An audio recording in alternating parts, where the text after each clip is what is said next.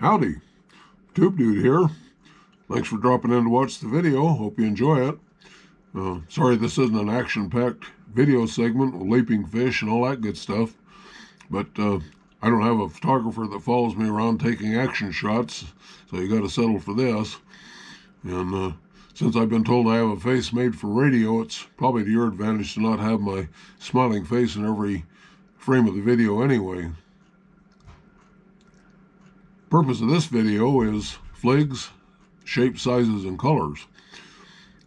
Anybody that's ever watched any of my fishing videos has seen these things hanging out of the mouths of a lot of the fish that I bring in while fishing from my float tube. And I have had requests of making something like this to show some of the different shapes and sizes and color options available and how to fish them. So that's what this is all about. What the heck is a flig?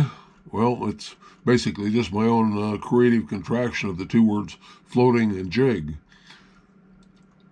Floating jigs have been around over 50 years. They were originally designed by the walleye guys to use their crawlers and leeches and minnows and present them up off the bottom where the walleyes feed more. And they still work very well for their intended species, fish the intended way. But there have been a lot more fishermen over the years that have played around with them and found out they can catch their own favorite species in their own favorite waters using the same techniques. So fligs are not just for walleyes anymore. Fligs are what I call a BDS, a bait delivery system. Now, there's a lot of these fligs that pretty colors and flashy and all that good stuff that will catch fish without any bait on them. But they sure work a lot better when you sweeten them up with some worms or minnows or cut bait. And they also work well if you put a plastic tube or a twister on them instead of bait, and especially if you add a little bit of a scent attractant on it. Now, I catch an awful lot of fish on white gulp minnows on some of my white whirly fligs. So gulp minnows work very well. Some of the grubs can work very well too, just to tip the hooks with. With fligs you can troll, you can bottom bounce, cast and retrieve, or even stillfish. I call that chuck and chance it. And you can do that either from a boat or, in a lot of cases, from the bank. So you're not limited. Now, because fligs don't have a lot of weight, no matter how you fish them, you usually have to add some kind of a weight to either cast them or to get them at the depth that you want to fish them. And you can rig them with split shot, sliding sinkers, bottom bouncer rigs, three-way swivel dropper rigs, or whatever. There will be some diagrams and examples later on as we go on to show you how these things are set up. Now, floating jigs are available in a lot of different places. Almost any online tackle purveyor and almost any tackle shop will have some floating jigs. And they're available in a wide range of sizes, shapes, and colors, and they're not really all that expensive, so you can go out and get a few and try them and find out if they like you and you like them before you blow the family's mortgage money on filling your tackle box full of these things. I make my own, have for a lot of years. I started tying flies when I was a kid and graduated into making my own lures. And fligs, one of the first things I make is the no-tail fligs. I start out with a size 4, size 6 hooks for panfish or for ice fishing. But it's surprising these small hooks will catch some pretty big fish, even just with a little piece of night crawler, and it's amazing the size of the trout or the catfish or the other fish that'll eat these small ones. Standard size in the no-tail is about a size 1 hook on about a 1-inch body. Next up the line is I add tails to those, and I do that by splitting the body and building a tail right inside the body of the flig. And this does a couple of things. Number one, it changes the profile of the flig and how it swims, which is attractive. Number two, it gives you the option of using contrasting colors, complementary colors, or a little bit extra flash and sparkle. Next up the line is the gorilla flig, which is an enlarged version of the no-tail fligs. Made these for catfish on size 3/0 and 5/0 up to 5/0 hooks, and they're ideal for a whole minnow, a whole small bass, white bass, big chunk of carp meat, white bass meat, or whatever kind of meat you want to present out there, but they're great for catfish, but a lot of other fish will eat them too. Next up the line is the Kong Flig. These are made on big, strong 8/0 hooks that is almost impossible to bend the things. I made them for big catfish, but some guys have used them over at the Flaming Gorge for big Mackinaw trout. Other guys take them up to the Snake River and use them for sturgeon, and they do very well because it helps present the bait up out of the sticky mud on the bottom, which helps make them more visible to the sturgeon as well as the scent attractant. Next in line is the Whirly Flig. Now, these 4 Whirly Fligs all have little propeller blades on them, but when I get into the individual treatment of Whirly Fligs, I'll be talking about several different kinds of blades that work very well and different kinds of rigging. This is probably the one I use the most these days, and it's one you'll see in most of my videos, just because that extra blade gives them a little extra vibration and flash to help us bring the fish in from a distance. So we'll cover that later. Are Flig's universal lures? Well, just about. They will catch almost all species in all waters under all conditions if you use the right color, the right type, the right bait, the right presentation. You can cast them, troll them, bottom bounce them, still fish them as we discussed. Add almost any kind of bait or lures or blades. And they're ideal for above-bottom presentations where most fish feed. Very few fish feed exclusively on the bottom. Almost all fish will rise up to take a bait above them. The strikes are not nibbles. They're aggressive strikes, resulting in a high percentage of hookups, which is good. And when the fish hook themselves, it's usually in the corner of the mouth or the outside of the mouth, which makes it a lot easier to remove the lures once they're hooked. Didn't make this video to sell Fligs. I don't have a big commercial operation. I make them mostly for my own use and for a few fishing buddies. And if they're big and grovel enough, I might sell them a few at my cost. But my main goal is to help people catch more fish and have more fun. With that in mind, I've got 3 other videos that are on YouTube. One is Fligs Catch Fish, showing fligs hanging out of the mouths of a lot of fish. How to make your own fligs, all the way from the simple stuff up to the tailed fligs and the whirly fligs. And then flig rigs, baits, and tactics. What baits to use, what rigs to use, and how to use them to catch more fish. So, hope you enjoyed the video, the rest of it, and hope it helps you in your own fishing pursuits.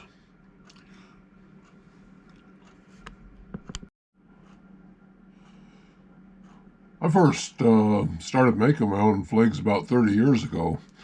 I'd been exposed to the commercially available floating jigs after fishing a little lake in southern Arizona that had a lot of walleye in it, and some old boy gave me a couple to try, and I was pretty impressed with how they floated the night crawlers up off the bottom, and the walleyes liked them.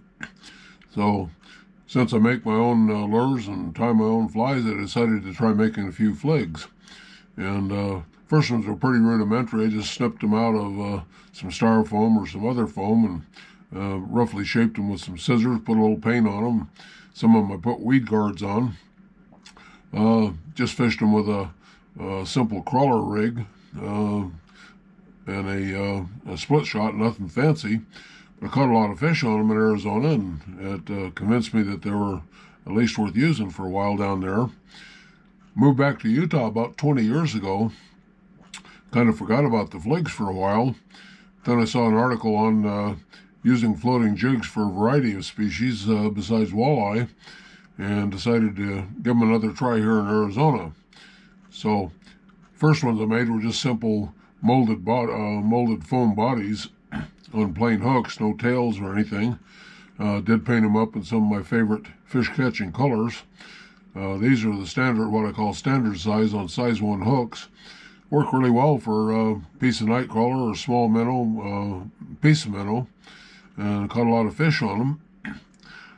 Tried experimenting with some smaller sizes for some of the panfish we have here in Utah, the white bass, the perch, crappie, and bluegill. And smaller ones work very well. In fact, caught a lot of bigger fish on smaller fligs as well. Next step was, since I was still doing some ice fishing, I tried making some little micro fligs on size 6 and size 4 hooks. And again, amazingly, caught some surprisingly big fish on just a small jig and a small piece of night crawler. One thing I had to do for ice fishing is I had to come up with a couple of rigs that would work well for getting these things down through the ice and keeping them down since they float. So first shot was a Flig drop shot rig, using a couple of flags up above a sinker on the bottom. That worked well. Then I tried changing out the sinker for a like a 1/4 ounce lure, and that worked really well. But don't do any ice fishing anymore. Next step up was going back to some of the original floating jig designs, which is a fairly good sized floating head on a good sized hook for fishing whole night crawlers or whole minnows.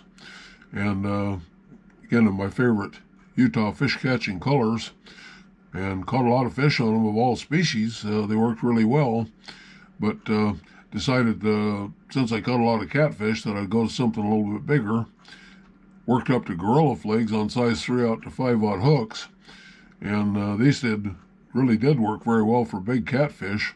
Even caught some smaller fish of other species on them, so they work pretty well. My next venture was using up some of the big 8/0 super strong hooks that I brought from saltwater fishing, and I made what I call Kong Fligs. Now these are ideal for fishing a big whole minnow, a small white bass, a big slab of carp meat. Work very well for catfish. I even made some with extra large flotation bodies, and they work very well also. And I had some other guys that were using them, and took them over to Flaming Gorge. Used a big chunk of sucker meat or a big whole chub and caught some nice big Lakers on them. Had other guys that were taking up to Snake River up in Idaho, and catching sturgeon on the things. They found that by floating the bait above the bottom up out of the muck, they could get more sturgeon, because the sturgeon have surprisingly good eyesight, and they'll move farther to get something they can see than just grubbing around in the bottom. Here's some pictures of a few fish wearing these things in their mouths. There's a blueback silver. Looks like it's probably a Gorilla Flig. Most of these are catfish pictures because I catch a lot of catfish on them. Here's a medium-sized no-tail Flig with probably had a piece of minnow or cut bait on it. Here's a red glitter and a catfish. That's purple fire. You can't see it in the picture, but it's a mix of red and purple glitter flakes with a hot red eye. For some reason, that's a good color combo. So is what I call a purple pearl, which is purple glitter with a yellow eye. One of the best all-around colors for all species and all sizes is the fire tiger. And a Gorilla Flig with a piece of carp meat is totally irresistible to catfish. White with a red eye is good for all species and works for a lot of different baits. I even use it very well with some white gulp minnows. Can't see it too well in the picture, but this is white with 3 red spots on the side. I call that peppermint pattern. And this probably had a minnow on it being fished for catfish, but good-sized white bass was pugnacious enough and aggressive enough it got the hook, and that was okay too. Chartreuse with the red eye is almost a universal color for almost all species, but works especially well for big catfish on the Gorilla Flig. Ditto for the chartreuse with 3 red spots. Lots and lots of cats, but also lots of wipers, walleye, and other species on it. This is my own color invention. It's takeoff on the old Wonder Bread pattern, which is red, yellow, and blue spots. I change out the blue spots for bright green, and been very effective on a lot of species in several states. This is the last picture in the still picture series. Shows one of the Snake River sturgeon with a blueback silver Kong Flig in its mouth. They do like that bait up above the bottom. Okay, now let's get into some action-packed pictures. Got a few video clips to show you.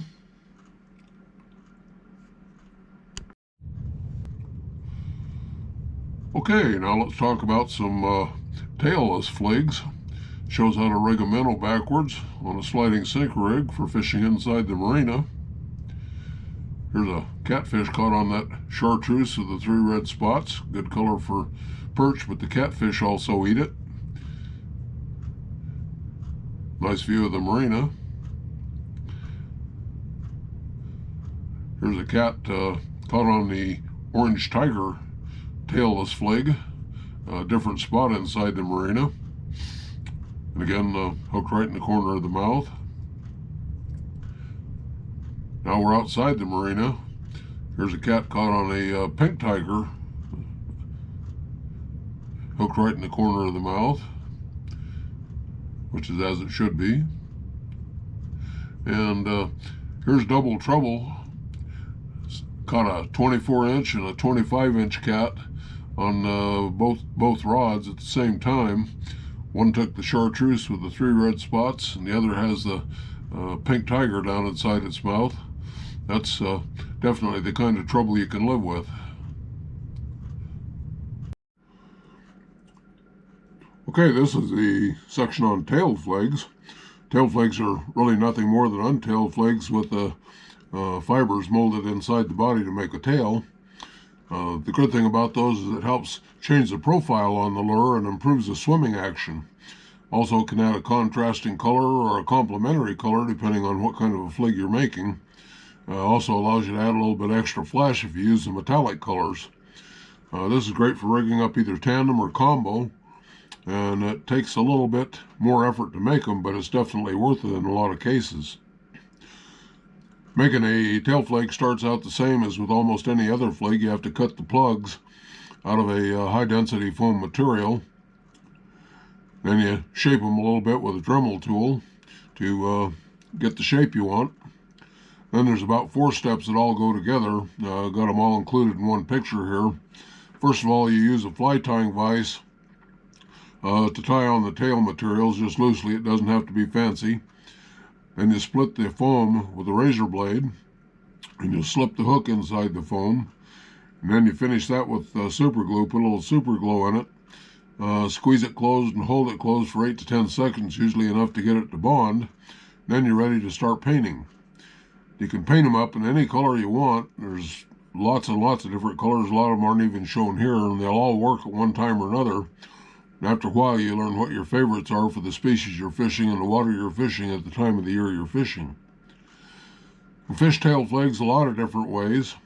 Whether you're fishing from a boat or from the bank, you can cast and retrieve them, you can troll them, you can bottom bounce them, you can rig them up with split shot, sliding sinkers, bottom bouncing rigs. They're very effective behind a water-filled bubble, fishing them like a bubble in a fly. And they're also a great drop shot lure. We'll show you some diagrams on that. You can fish them either single, you can fish them 2 in tandem, or you can fish them in a combo with a lot of other different lures. One of my favorite rigs is just the sliding sinker rig.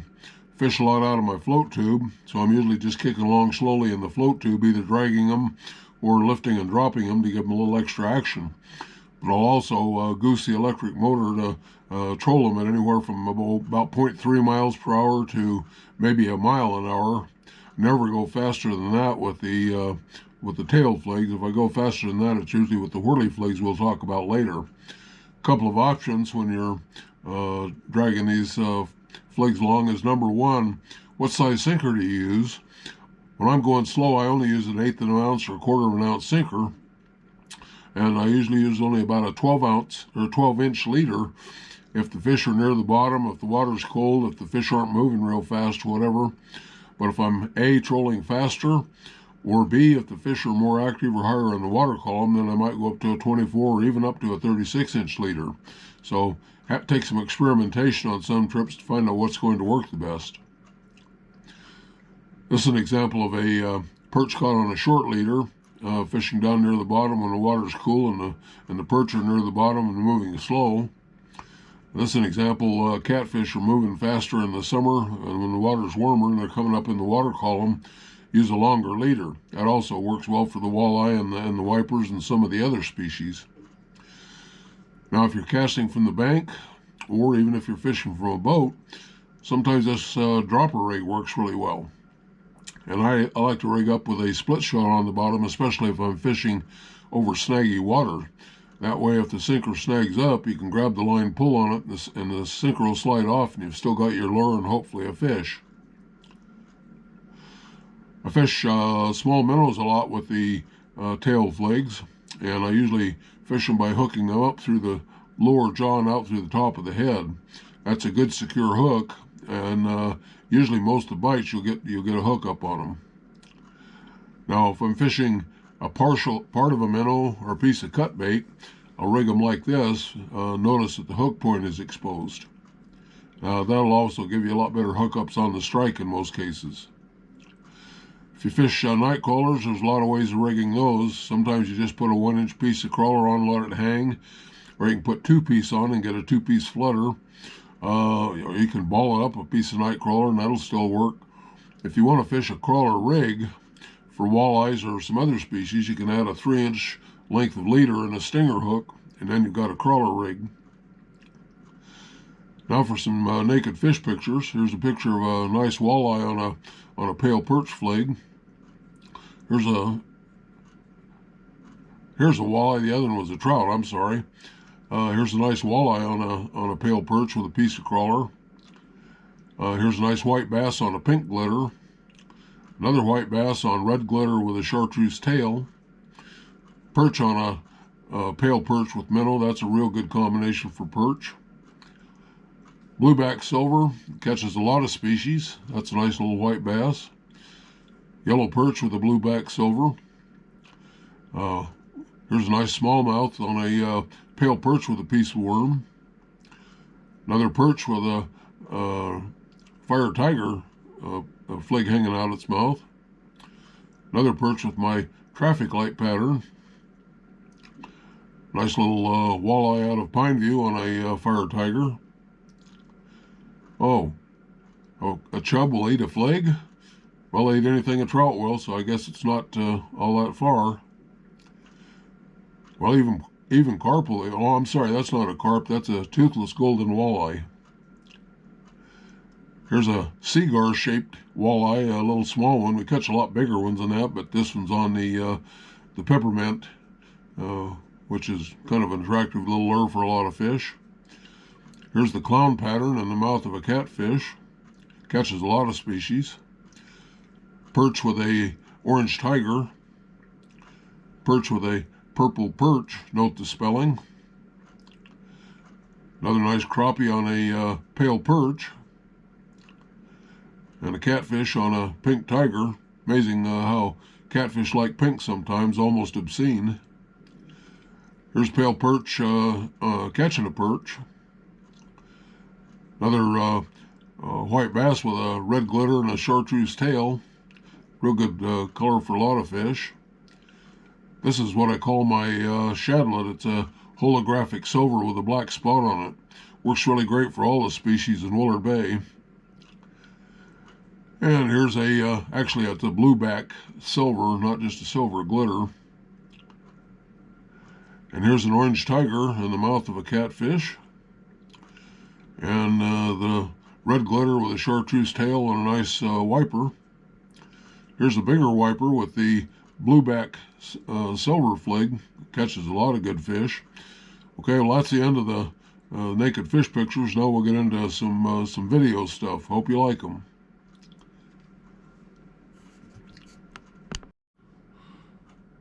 Oh, let's hear it for the whirly fligs. These are currently my favorite flig. I use them more than any of the others. By adding the flash and the vibration of a spinner blade on there, you really are able to call a fish in from a greater distance and get a lot harder hits in a lot of cases. And there's a lot of size, shape, and blade options you can use on them. You can fish them any old way, cast and retrieve, troll them, bottom bounce them, any kind of bait you want. Put plastics on them, gulp minnows. They all work very well, so there's a whole lot of versatility here. Starts out with the plugs that you want to use. You can cut them anywhere from 1 to 1.5 inch in size.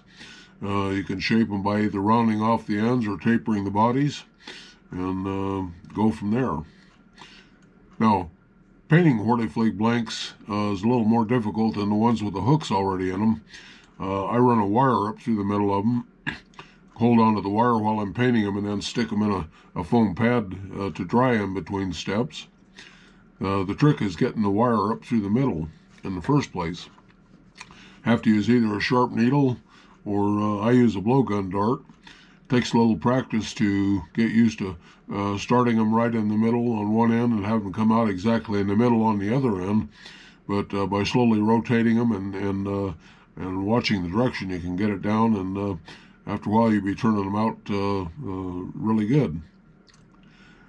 Once the bodies are painted, then you assemble them.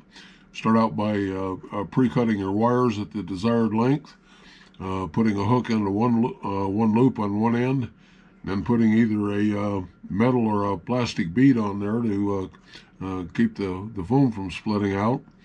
Then the painted foam body, and then a little metal, hollow metal bearing bead for the spinner to spin on, and then the spinner blade, and then finishing off with a wire loop on the other end.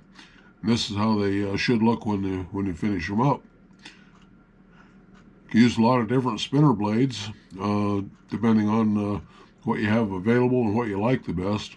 I use mostly propeller blades because they spin like crazy at even the slightest motion in the water. But Colorado blades, willow leaf blades will both work. You got to pull them a little faster in the water to get them spinning. Inline blades are the same blades they use on Panther Martin lures. They work very well. One of the newest blades in the market is a Smile blade. That's on a synthetic material, not metal. They spin like crazy, very popular with the walleye guys, but they're pretty spendy. My own version I made of the snarl, I call a snarl blade. It's got the upturned corner of the mouth at one end and up and downturned at the other end. Worked very well, except the paint tends to delaminate on the plastic that I was using for them, so I'm not using those much anymore. Buzz plates are my most recent innovation on the Whirly Fligs. They work really great. In fact, I've got a little separate section at the end of this section I'll be doing just on the buzz plates. Been working great this year. Basically come out with two sizes of the standard Whirly Fligs, the 1 1/4 to 1 1/2 inch body with a number 3 blade on it, number 2 hook, and then the mini, which is a 1 inch body, a number 4 hook, and a number 2 blade. But you can vary it all over the place. I'm even making some little micro Whirly blades these days, using about a 1/2 inch body and a number 2 blade. And that's been working very well too. It's surprising how many big fish will hit a small lure. Almost all of the Whirly Fligs that I make with a single hook. This allows you to fish any kind of bait that you want. You can use a whole crawler, you can use a whole minnow, you can use a chunk of cut bait, or any of the gulp minnows, any of that good stuff. So single hook gives you a lot more options. You've got a lot of color options also. Whatever your favorite colors are, experiment around with them, find out the ones that work best for you for the species that you like to fish and the waters you like to fish. I make a lot of crawler rigs on Whirly Fligs. All I do is add about a 3-inch length of leader with a stinger hook on it. It allows me to fish a whole crawler, though it's usually a good idea to pinch off the end of the crawler to keep the fish from getting away with the worm without getting the hook. With that in mind, I've been making what I call my SCR line, short crawler rig. I make these on the mini bodies, the 1 inch with the size 2 blade, and my crawler rig is only 1 1/2 to 2 inches long. And that allows me to fish a half a crawler very effectively, or even a small worm very effectively. And I've been very successful with it so far. Caught a lot of fish on it without losing a lot of them. As I mentioned, I do use Colorado blades occasionally, especially on crawler harnesses. You have to pull them a little faster in the water to get them to spin, but they make a really good thump. One of my more recent innovations in Whirly Fligs is what I call my drop back models. These are patterned after the old Halley jigs that ice fishermen use. They got the main body of the jig, and then the hook is separated by a short length of either chain or wire. It's usually a chain on the Halley jigs. I use wire because it doesn't get tangled in the teeth of the fish. But the idea is that the fish will sometimes snap up a piece of bait if it's not directly attached to the body of the lure. They think they're getting away with something. And we don't care what they think as long as they get the hook, right? You can cast or troll Whirly Fligs. Whatever you do, you have to use some kind of a weight. You can use depending on where you want to fish from top to bottom, you can use a sliding sinker rig. You can use plain old split shots, or if you're trolling somewhere between top and bottom, those trolling sinkers are really good, either the keel type or the bead chain type, but that really helps you keep from getting twisted in your line. If you're bouncing on the bottom, you can use the standard bottom bouncer rig at the bottom, or you can make your own using a 3-way swivel and a short dropper leader. Both of these work very well for keeping your whirly flig down near the bottom but above the bottom, and you can vary the length of the leaders anywhere from 2 feet to 5 feet or even longer if you want.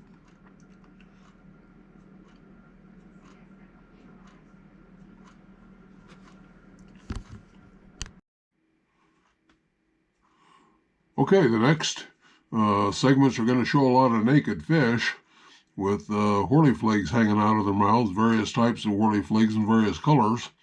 And then after that, we're going to have some live action video shots showing landing fish wearing these things in their face. So this is the exciting part. Hope you enjoy it. Started off with a nice little walleye with a chartreuse with 3 red spots on it. And there's a trout with a chartreuse with red spots. And a wiper with white with a red eye, and a gulp minnow. That's a pretty good one for wipers. And up on Deer Creek Reservoir, we got a nice little smallmouth bass on a chartreuse whirly flig with a gobble worm on it. Here's a nice walleye on another white whirly flig with a gulp minnow on it. Another walleye with a white with a red eye crawler rig. Another walleye on the new SCR short crawler rig, Fire Tiger.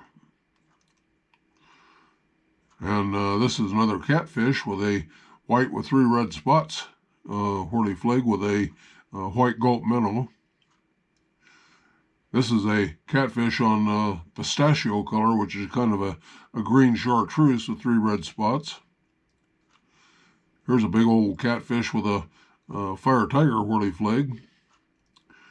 Here's one with a blueback silver whirly flig, really good color for a lot of species. Here's one with a pink tiger, an orange tiger, and here's a new dropback whirly flig, chartreuse with 3 red spots, and a nice perch on a chunk of worm. Here's a catfish with a dropback Fire Tiger with a chunk of worm. Here's a orange tiger dropback whirly flig, and a pink dropback whirly flig. And here's a white glitter dropback whirly flig with catfish. Here's a big old catfish on a gorilla flig with a smile blade on it. That's a type of whirly flig. Here's another white with a red eye whirly flig with a snarl blade on it, and a white gulp minnow, and the mouth of a nice wiper. Here's another wiper on a pale perch snarl flig. Here's a wiper on the same pale perch snarl flig. And here's a bluegill even on a crawler rig, chartreuse 3 red spots. Here's a walleye that snarfed down a whole whirly crawler rig, didn't even nip at the tail like most of them do. Here's a small eye on a SCR short crawler rig. Another walleye on a short crawler rig. This is on a Fire Tiger. Also notice up there in the corner, the 3-way rig, you've got a 3-way swivel, a dropper sinker, and then the leader coming out to the whirly flig. Here's a white with 3 red spots, which I also call a peppermint pattern. Here's about a medium-sized wiper on one of my wall lime whirly crawler rigs. Now here's a rarity. Here's 2 catfish caught simultaneously on 2 rods. Both of them were fishing whirly fligs. One was green with black spots. The other was a green with a tiger. Landed them both. They call that double trouble, but take it any way you can get it. Here's a golden wiper on a silver glitter whirly flig. Here's a one of the new micro whirly fligs, only a half-inch body. Chartreuse with the red eye, nice little perch. Here's a rainbow trout on the same lure, the micro whirly, the two red eyes on the chartreuse. Here's an orange tiger micro whirly flig. And going back to the walleyes and the wall lime color, nice 19-inch walleye. Here's a full-size whirly flig, silver with red spots. Really works good for these trout. Here again is another wall lime with a walleye on it. Here's a white glitter whirly flig with a catfish on it. And that pretty much sums up the still pictures for this section. Now we're going to have a big long section with a lot of action videos showing me landing fish wearing these things in her kisser. And at the end of that, I'll have a special section on the new buzz blade whirly fligs. Hope you enjoy it.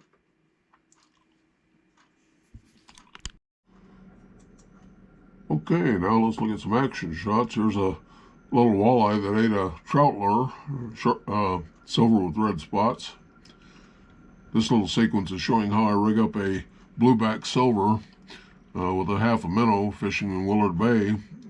That catches most of the species up there, but this is how you rig it. You put the hook first of all through the gills, then wrap it around the spine. That's a good secure hook up, and with the hook exposed, it's really tough for the fish to get the bait off without getting the hook.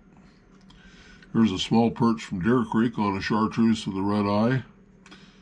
Here's a larger perch from Willard Bay on the chartreuse with the red eye. That's really a good color for perch and the whirly fligs. Here's a small walleye or a small wiper coming aboard on a walleye crawler rig. The old lime green with the black spots. That's a really good color for a lot of species. There's a catfish on that lime with the black spots crawler rig. Again, meant for walleye, but the fish don't read the directions all the time. Here's a double on catfish. You go a long time without a bite, and then all of a sudden you'll catch one on both rods when you find a concentration. One was caught on the Fire Tiger crawler rig. The other was caught on the drop back Silver Tiger, probably with a minnow on it. But, they both hit hard, fought hard, and double net ceremony. There's a catfish on the three-spotted chartreuse crawler rig. That's good for all species in Willard. Here's a catfish on a small mini whirly flig. It's amazing how many times larger fish will hit the smaller lures and smaller fish will hit the bigger lures. Here's the old deadly blueback silver whirly flig again on Willard Bay. Catches a lot of fish up there. And here's the orange tiger whirly flig. Orange is a really underappreciated color. Catch a lot of fish on orange as well as pink. Some fishermen just think it's a silly color and don't use it, but they're really missing out on a good bet if they don't. And here's a mini-sized pink tiger whirly flig, and that catches a lot of fish. This cat thought it was pretty nice. Like to play with the little blades sometimes. There's another nice cat on the Fire Tiger crawler rig. Catch a lot of fish on that.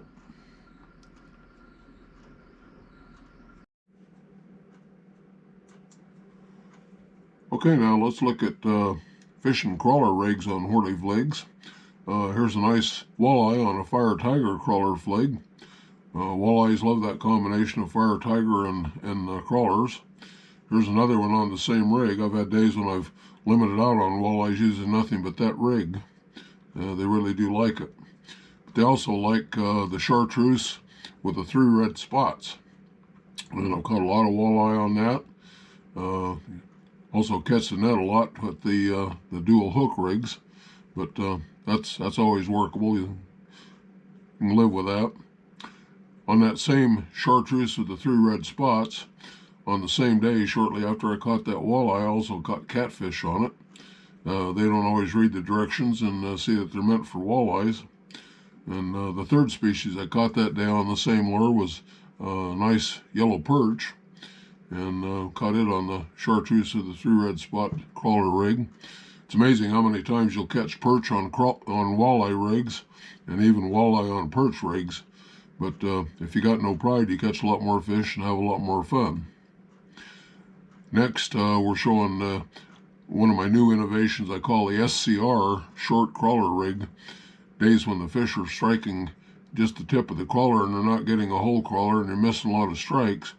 Use this short crawler rig with a shorter leader between the 2 hooks. And start out like you do with the regular crawler rig. You put the top part of the worm on the top hook, come down a little ways, put the second hook in, keeping your fingers nice and clean as you always do when you're messing around with night crawlers. When you got it hooked, you straighten out the worm, pinch off the end tail, save it for later use. And now if the fish grabs the end of it, he gets the hook instead of just the worm. Now you're ready to go to work. One of the first fish I got on the Fire Tiger was a nice little eater-sized walleye. That's on the short crawler rig with the Fire Tiger. Caught a bunch of smaller ones also on the little chartreuse perch short crawler rig. Both of those patterns have worked very well on several lakes since. Another one of my new innovations is what I call a drop back whirly flig. You put a minnow on a hook a few inches behind the main body of the lure, and catfish think they're getting away with something, so they grab a hold of the minnow and get the hook. It's almost always right in the corner of the mouth, like you see here. That's on the orange tiger, and this is the pink tiger. Same version, same thing, hooked right in the corner of the mouth, which is ideal, makes it a lot easier to unhook the fish. Now, third version of that color that I used that day for demo purposes was the white with the silver glitter flakes on it. That's also in the drop back flig, also hooks right in the corner of the mouth using a minnow. But have that in several colors, and they've all proven to catch fish. The concept is really good. Showing the little spinner blades again.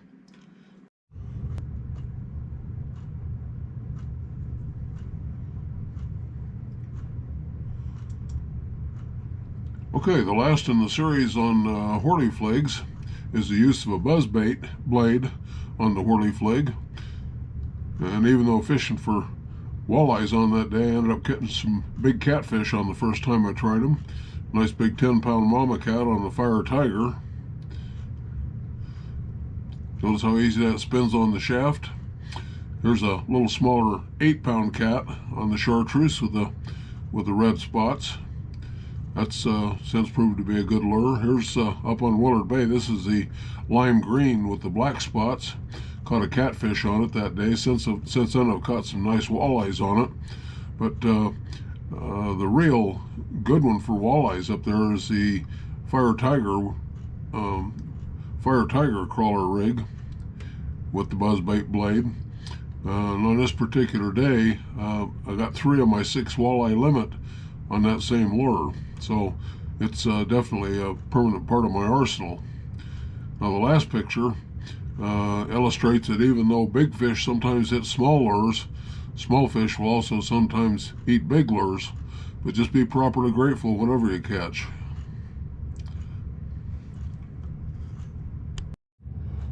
Okay, let's talk about buzzbait blades.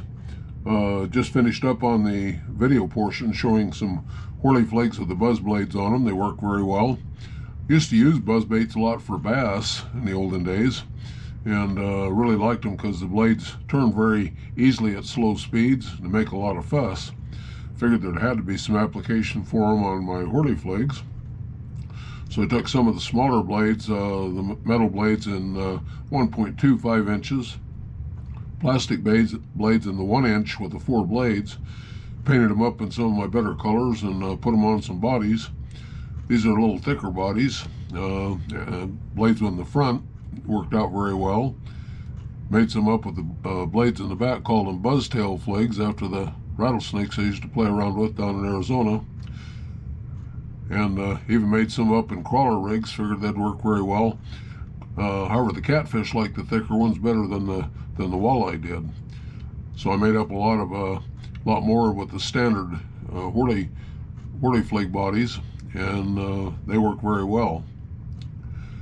Here's an example from the videos of a nice big fat cat on a buzz flig fire tiger on the standard body. Here's the lime green standard body with a catfish. Subsequently caught some walleyes and other species on it, but that's a picture that I had of the catfish. Here's one of the experimental models of a wide body. Catfish like those wide bodies with a big chunk of white bass or carp meat or a whole minnow or a whole white bass on them. But this is the one that was really working well for the walleyes. Up on Willard this year was a buzz blade on a fire tiger rig with the crawler set up. And as I mentioned in the video portion, I had one day where I caught 6 walleyes, and 3 of them were on that rig while I was fishing with other things as well. This is one of the experimental models I don't use a lot of, and that's a short body, wide body rig. Catfish eat it, but they eat anything. And this is the buzztail model showing a catfish eating one of those, and again, they're equal opportunity. Last picture in the bunch is the one that's showing that small fish eat big lures as well as big fish eating small lures. In conclusion, whirly fligs do catch fish, and oftentimes they'll catch more fish than the other lures because there's a wide variety of colors and actions and sizes and ways of fishing them. So they're good to have in your arsenal. But also the newest models are going to need some more testing. I brought out the SCR, the short crawler rig, the drop back rig with the wire between the body of the flig and the tail, and more recently the buzzbait blade lures. But they need more testing, and by golly, I'm willing to do it. Basics of fishing: almost all lures will catch fish at one time or another, one place or another, but fishing success is usually more about the angler's experience level and skill level than it is about the actual lure that they use. I've got a philosophy that a good fisherman can catch fish on the wrong lure, and a bad fisherman can't catch fish on the right lure, even though everybody else is limiting out on it. Timing's important. What are the fish doing at the time of the year? Are they migrating? Are they spawning? Are they just caged out? Is the water too cold, too warm? And what is the fish activity levels? Are they active? Are they neutral? Or are they negative? That's a big part of fishing. And weather. Are you in the middle of a weather front? Is one coming in and one just go through? Those things all affect fish. And finally, luck is a 4-letter word that we have to deal with. We've all been on fishing trips where the rankest amateurs caught the most or the biggest fish or both, and the best fisherman's gone home sucking canal water and smelling the smelly kitty. So that's what fishing's all about. Thanks for watching. Really appreciate you showing up, and hope this has helped you a lot. Thanks for watching.